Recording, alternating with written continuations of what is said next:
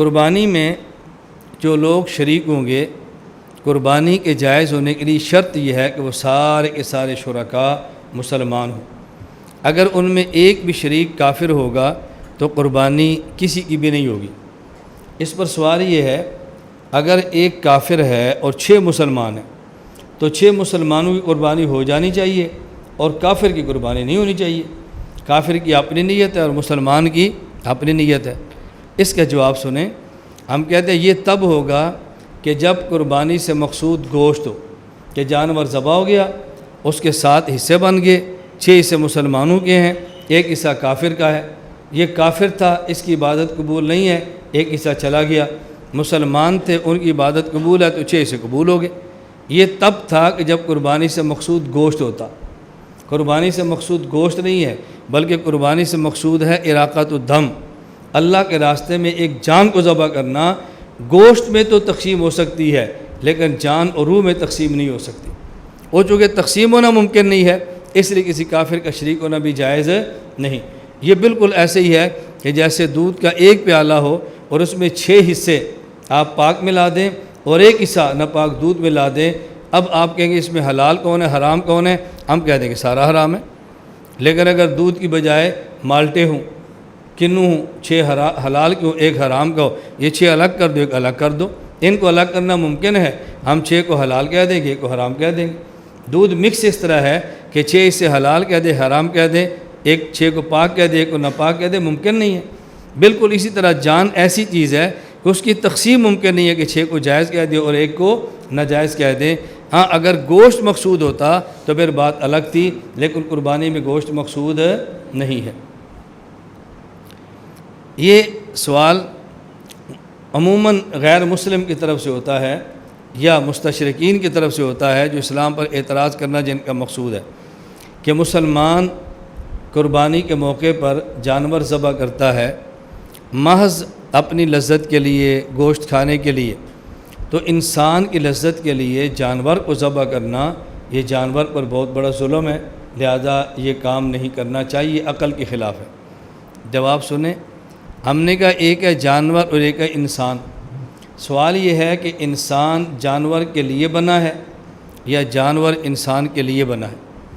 اگر تو انسان جانور کے لیے بنا ہے تو پھر جانور کو انسان کے لیے ذبح کرنا ظلم ہوگا اور عقل کے خلاف ہوگا، اور اگر جانور انسان کے لیے بنا ہے تو پھر جانور کو ذبح کر کے انسان کو لانا یہ ظلم بھی نہیں، عقل کے خلاف بھی نہیں۔ قرآن کریم میں ہے هو الذی خلق لکم ما فی الارض جمیعا، سورۃ البقرہ آیت نمبر 29۔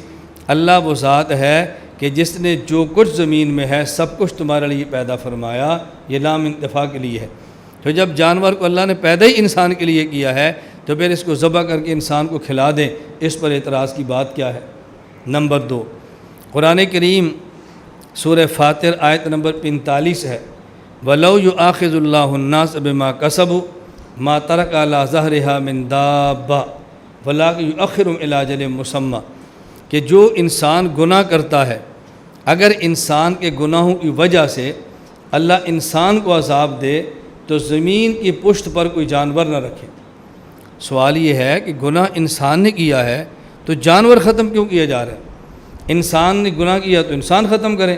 اللہ فرماتا ہے انسان کے جرم کی وجہ سے اگر ہم انسان کو عذاب دیں تو کسی جانور کو زمین پر نہ چھوڑیں۔ جانور کا گناہ انسان کا ہے اور ختم جانور کیا جا رہا ہے۔ دیکھو یہ اشکال نہیں ہے، کیوں؟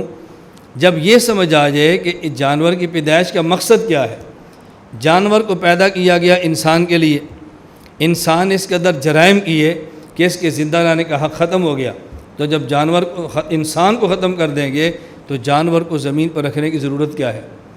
جانور تو انسان کے لیے تھا، جب انسان نے نہیں رہنا تو جانور رکھنے کی ضرورت نہیں ہے۔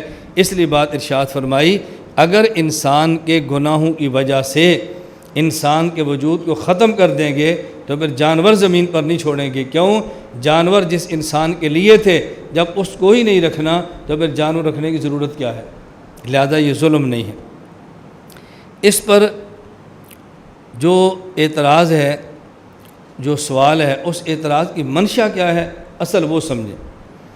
منشا یہ ہے یا مسلمان چاہتا ہے کہ ہم سوپ پئیں، اس کے لیے مرغ ذبح کر لو۔ اس کا جی چاہتا ہے کہ ہم تکے کھائیں، بکرا ذبح کر لو۔ اس کا جی چاہتا ہے کہ پائے مغز اور یہ استعمال کریں تو کوئی کٹا ذبح کر لو۔ اب اپنی زبان کا چسکا پورا کرنے کے لیے یہ جانور کو ذبح کرتا ہے جو ظلم ہے۔ اس اعتراض کی بنیاد کیا ہے؟ اس اعتراض کی منشا یہ ہے کہ جانور کو سزا دی جاتی ہے، جانور کو تکلیف ہوتی ہے، اپنی زبان کی لذت کے لیے دوسری جاندار چیز کو آپ تکلیف کیوں دیتے ہیں؟ اگر اس جانور کو تکلیف نہ ہو پھر تو اعتراض ختم ہو جائے۔ بنیاد تکلیف ہے۔ ہم کہتے ہیں یہ اعتراض صرف اس بنیاد پر ہے کہ ہم نے شریعت کے احکام کو سمجھا نہیں، پڑھا نہیں۔ شریعت نے حکم دیا ہے کہ جب جانور کو ذبح کیا جائے تو ذبح کرتے وقت اللہ کا نام لیں، بسم اللہ اللہ اکبر۔ بوقت ذبح جانور پر اللہ کا نام لینے کا حکم کیوں ہے؟ جب انسان بوقت ذبح جانور پر اللہ کا نام لیتا ہے تو اللہ کے نام کی برکت سے جانور اتنا خوش ہوتا ہے کہ خدا کے نام پر ذبح ہونے میں اس کو تکلیف نہیں ہوتی۔ بنیاد تو تکلیف تھی، جب تکلیف نہیں تو پھر اعتراض کا کیا مطلب؟ اس کو تکلیف نہیں ہوتی۔ اس کی مثال سمجھیں کہ شہید میدان جنگ میں جب قتل ہوتا ہے تو اس کو قتل ہونے کی وہ تکلیف نہیں ہوتی جو ہم محسوس کر رہے ہوتے ہیں۔ حدیث پاک سنن نسائی باب ما یجد الشہید من العلم کے اندر روایت موجود ہے۔ حضرت ابو ہریرہ رضی اللہ تعالیٰ عنہ فرماتے ہیں ما یجد الشہید من مس القتل الا کما یجد احدکم من مس القرصہ، کہ شہید اللہ کے راستے میں قتل ہونے کی اتنی سی تکلیف محسوس کرتا ہے کہ جتنی کوئی بندہ معمولی سی چیونٹی کاٹنے کی تکلیف محسوس کرتا ہے۔ ہم سمجھتے ہیں کہ دیکھو تلوار لگ گئی ہے، اس کے اوپر گولی چلی ہے، اس کے جسم کے ٹکڑے ہوئے ہیں، بیچاروں کو کتنا درد ہوتا ہوگا۔ اللہ کے نبی فرماتے ہیں درد نہیں ہوتا، وہ اللہ کے نام پہ کٹتا ہے، اتنی لذت سے ذبح ہوتا ہے کہ اس کو ذبح ہونے کی درد نہیں ہوتی۔ تو جب اس جانور پر اللہ کا نام لیں گے، اللہ کا نام لینے پر جو درد ہوگی اس کو اتنی لذت محسوس ہوتی ہے کہ اس کو درد محسوس نہیں ہوتی۔ تو اعتراض کی بنیاد تکلیف ہے، جب تکلیف ہے تو اعتراض کون سا ہوگا؟ اس پر ایک پھر سوال سمجھیں۔ اس پر پھر سوال یہ ہے، اگر جانور کو بوقت ذبح تکلیف نہیں ہوتی تڑپتا کیوں ہے؟ چھری ہوتی ہے تو دوڑتا کیوں ہے؟ اور بس اوقات ہم آنکھوں سے دیکھتے ہیں کہ شہید اگر اس کو، میں نے اپنی آنکھوں سے دیکھے، اگر ایک شہید کو زخم لگا ہے بس اوقات اس کو 10 گھنٹے لگتے ہیں، 5 گھنٹے لگتے ہیں، دیر ہسپتال میں پڑا ہوتا ہے اور کراہتا ہے، تڑپتا ہے، محسوس ہوتا ہے، تو درد کیوں نہیں ہوتی؟ اس کا جواب سمجھیں، درد 2 قسم کی ہے۔ ایک درد ہے درد محبت، یہ الگ چیز ہے، اور ایک ہوتی ہے درد عداوت، یہ الگ چیز ہے۔ عداوت کی درد ہوتی ہے اور لذت اور محبت کی درد نہیں ہوتی۔ اس درد کے اندر بھی اللہ لطف رکھ دیتے ہیں کہ جس پر انسان کو درد سہنے میں مزہ آتا ہے۔ یہ ایسی بات نہیں کہ جس کو سمجھانا بہت مشکل ہو۔ آپ دیکھ لیں، اگر آپ کی کسی سے لڑائی ہے، مخالف ہے، اور مخالف ملے اور مخالفت میں ہاتھ پکڑے اور چیخیں نکالے، تکلیف ہوتی ہے۔ اور اگر وہی کوئی دوست ملے اور ہاتھ پکڑے چیخ نکال دے تو پھر درد تو اب بھی ہوتی ہے، لیکن اس درد میں مزہ آتا ہے۔ وہ چھوڑے بندہ کہتے ہیں تھوڑا سا اور دبا، بندے کا دل نہیں کرتا اس کو چھوڑے، تو یہ درد محبت ہے۔ شہید کو بوقت شاید درد ہوتی ہے لیکن درد عداوت نہیں ہوتی، درد محبت ہوتی ہے۔ آپ آزمانا چاہیں، آپ اگر صاحب اولاد ہیں تو بہت اچھا، صاحب اولاد نہیں تو بھائی تو آپ کے ہوں گے نا۔ آپ گھر جائیں، اپنا چھوٹا سا بھائی دیکھیں جو 1 سال کا ہے، چھوٹی سی بہن دیکھ لیں، آپ اس کے رخسار کو زور سے دبائیں، درد ہوگی، وہ روئے گا نہیں، ہنسے گا، وہ سمجھتا ہے کہ بھائی جان مجھ سے پیار کر رہے ہیں۔ اور آپ اسی چھوٹے سے بھائی کو آپ دبائیں نہیں، غصے سے یوں کریں، وہ پھر بھی روتا ہے، حالانکہ درد نہیں ہوتی، کیوں؟ سمجھتا ہے کہ پیار نہیں ہو رہا، میری ٹھکائی ہو رہی ہے۔ درد محبت الگ چیز ہے اور درد عداوت بالکل الگ چیز ہے۔ اللہ یہ باتیں سمجھنے کی توفیق عطا فرمائے۔ اور آپ یقین فرمائیں، آدمی کا تعلق مع اللہ ٹھیک ہو اور اللہ کے نام پر انسان کو تکلیف آئے نا، اس تکلیف سہنے میں کیا لطف آتا ہے۔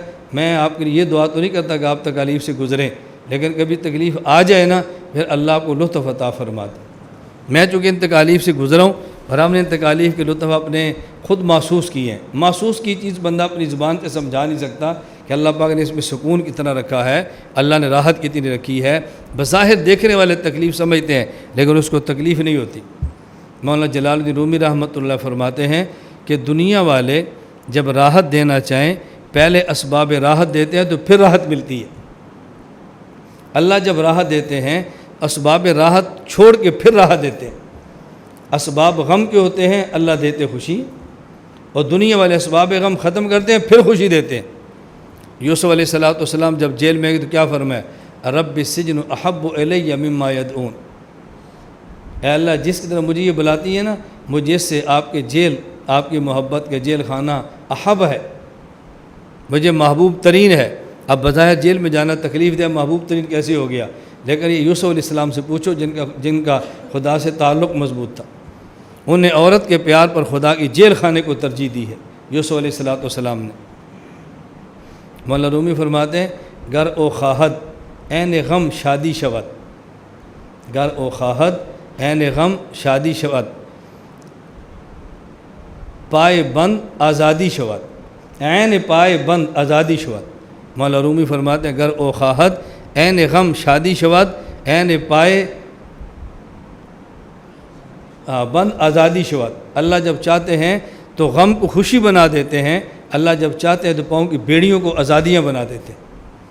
دنیا میں تو لوگ آزادی پہلے بیڑی کاٹتے ہیں پھر آزادی ملتی ہے نا، وہ پاؤں میں بیڑی ہوتی ہے پھر بھی آزادی ہوتی ہے۔ حضرت زید آپ نے پڑھا، زید غلام تھے، حضور کی خدمت میں آئے، لینے کے لیے پیچھے چچا پہنچا، کہا تمہاری ماں روتی ہے، باپ روتا ہے، قبیلہ بہت پریشان ہے، کہا میں نے نہیں جانا، کہا ادھر ٹھہرو گے تو غلامی کی زندگی گزارو گے۔ حضرت زید نے کیا فرمایا؟ میں یہ غلامی اس آزادی پہ، میں اس آزادی کو اس غلامی پر قربان کرتا ہوں، میں وہ آزادی چھوڑتا ہوں، حضور کی غلامی نہیں چھوڑ سکتا۔ اب یہ غلامی کو اختیار کرے تو اس کو سمجھ آئے نا غلامی کا مزہ کیا ہوتا ہے، ویسے زبان سے تو بندہ نہیں سمجھا سکتا۔ میں آپ کی خدمت میں کیوں عرض کرتا ہوں کہ آپ ذکر کریں، کثرت سے کریں، نہ مزہ ہے پھر کریں، مزہ ہے پھر کریں، کرتے رہیں۔ ایک وقت آئے گا جب ذکر آپ کا مزاج بن جائے گا نا، پھر آپ کو خلوت میں ذکر کا لطف آئے گا، پھر آپ دعائیں دو گے کہ استاد جی نے ہمیں صحیح راستے پر لگایا تھا۔ ابھی تو آپ کہو گے یار یہ کوئی بات ہے، یہ کوئی کام ہے، یہ کوئی کرنے والی کام ہے، علم ذکر سے افضل ہوتا ہے، ابھی تو آپ نے اسی پر دلائل دیتے رہنے۔ یہ سوال جواب سمجھ آ گیا؟ لا الہ الا اللہ، لا الہ الا اللہ، لا الہ الا اللہ، ما لنا رب سوا، لا الہ